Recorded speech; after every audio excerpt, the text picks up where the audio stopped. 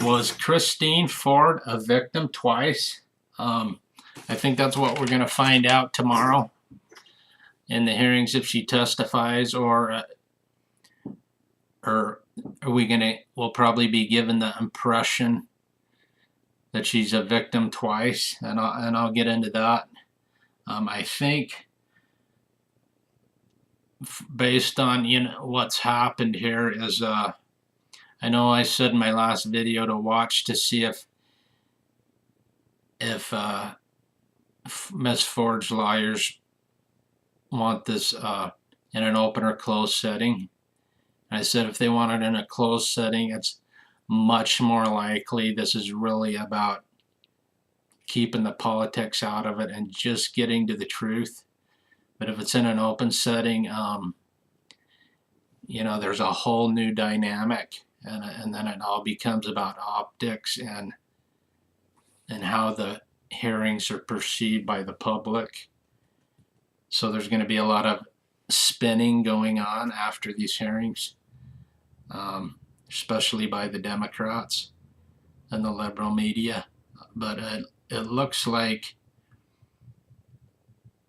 they're going to say,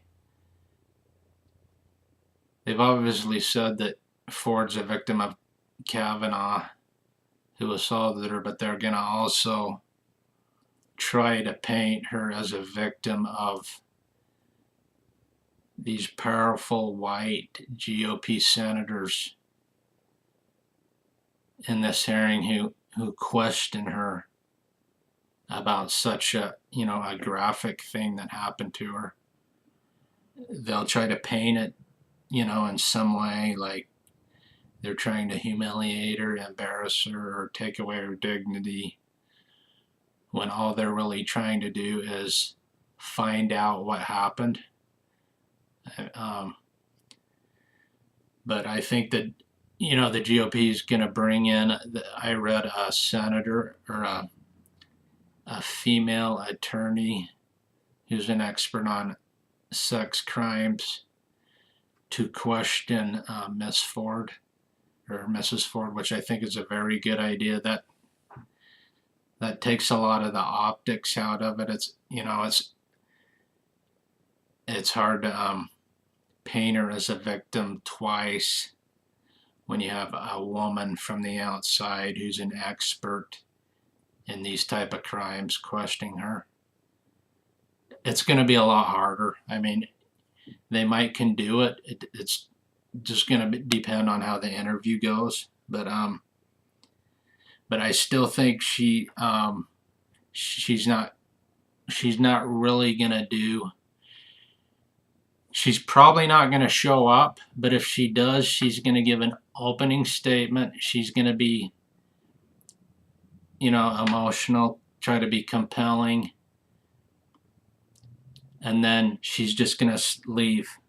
She's either going to do that or she'll go ahead and take questions, but then she'll basically not remember anything else, and then she'll just start reiterating what she said in her opening statement.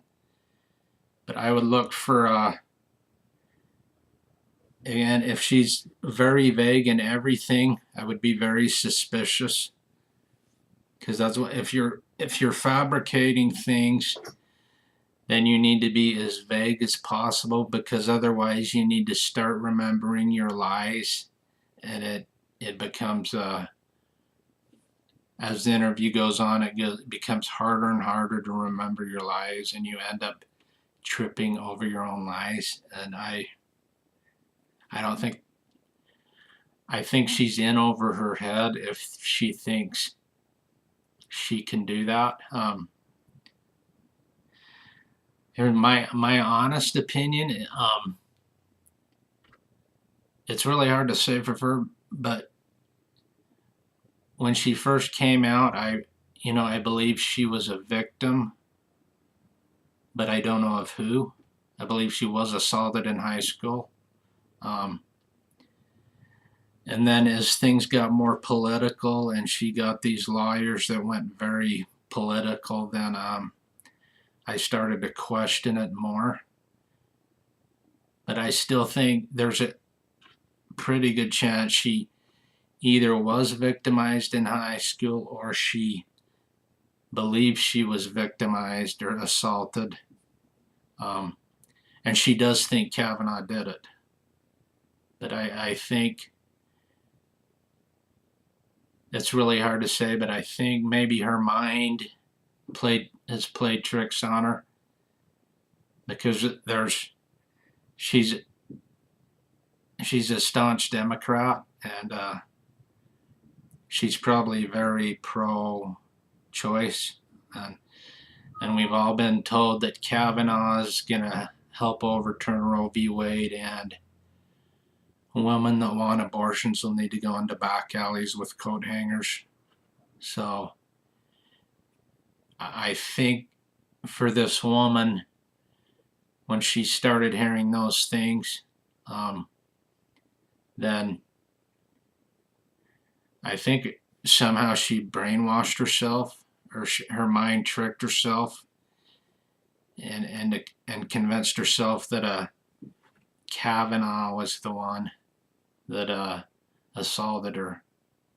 Because I know I believe your subconscious mind does everything it can to protect you and keep you safe. So a lot of these,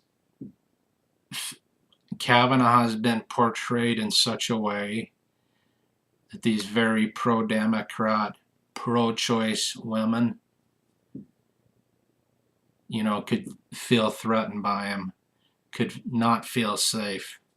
So I think her mind may be playing tricks on her, but I think she probably believes it.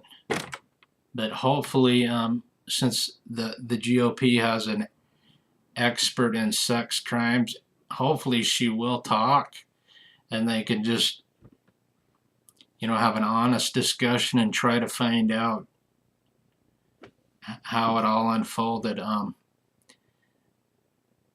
I don't know if you can uncover that, where your mind's brainwashed you into thinking somebody did something that didn't. But I know it does happen. I know it happens. I know many men have been convicted of crimes. They've been stuck in a lineup, and some woman was raped, and for closure, she's convinced herself that somebody in that lineup raped her, and they didn't. But she's not lying. Her mind has convinced herself that person number 4 is the one that raped her. And that's a great relief, because it brings closure to her and it brings protection. And she can feel safe again. And I really think there's a good chance that may be what's happened with Miss Ford. As far as the other accusers, I actually think there's a much bigger chance they're just fabricating everything. Anyway, thanks for tuning in. Have a great day.